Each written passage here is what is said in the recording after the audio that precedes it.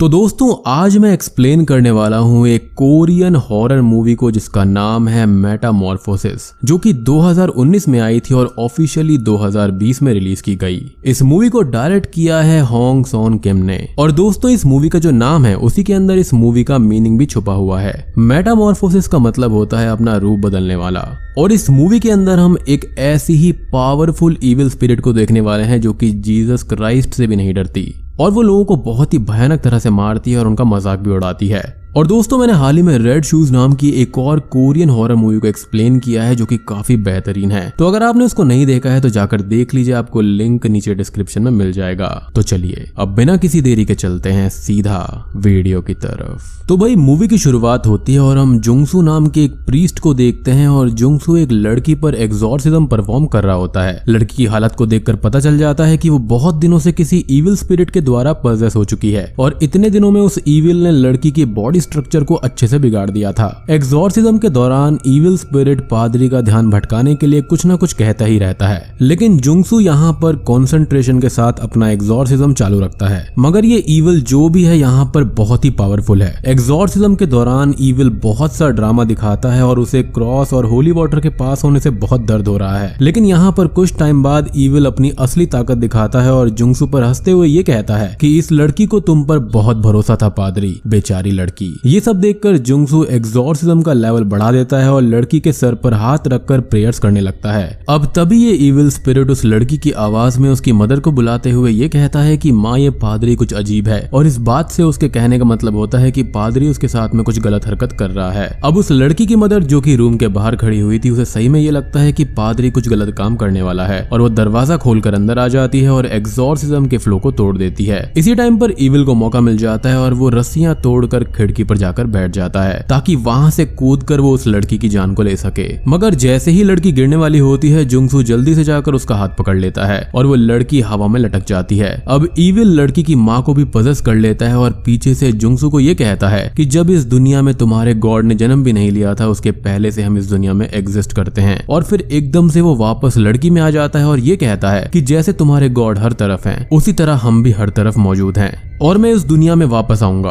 और तुम्हें और तुम्हारी फैमिली के टुकड़े टुकड़े कर कर उनको नर्क में चूहों को खाने के लिए दे दूंगा। अब ये कहकर इस लड़की के अंदर का जो इविल स्पिरिट होता है वो जुंगसू के हाथ में एक बाइट कर लेता है और फिर वो लड़की बिल्डिंग से नीचे गिरकर मारी जाती है।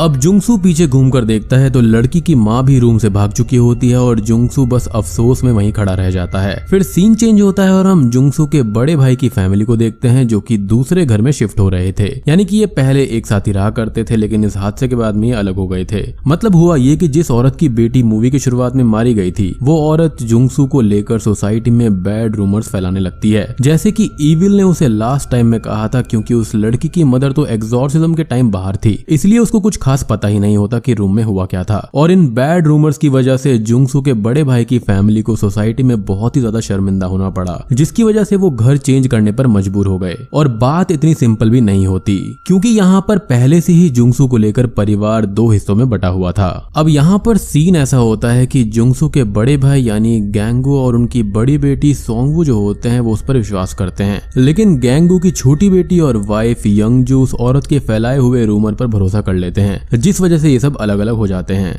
यानी कि जुंगसू इनके साथ में नहीं रहता। खैर शिफ्ट होने के बाद में हम ये देखते हैं कि जब फैमिली रात में सो रही होती है तो पड़ोस के घर से बहुत आवाजें आती हैं, जिसकी वजह से उनकी फैमिली रात भर नहीं सो पाती। और अगले दिन जब वो उठते हैं तो यंगजू को किचन के बाहर एक मरी हुई बिल्ली मिलती है जिसके गले में फांसी लगाकर लटकाया हुआ होता है। और सीन को देखते ही उनकी छोटी बेटी यहाँ पर बेहोश हो जाती है और उसे तुरंत ही हॉस्पिटल ले जाना पड़ता है। अब शिफ्ट होने के बाद में पहले दिन में ये सब होना फैमिली के लिए अच्छे साइंस नहीं होते।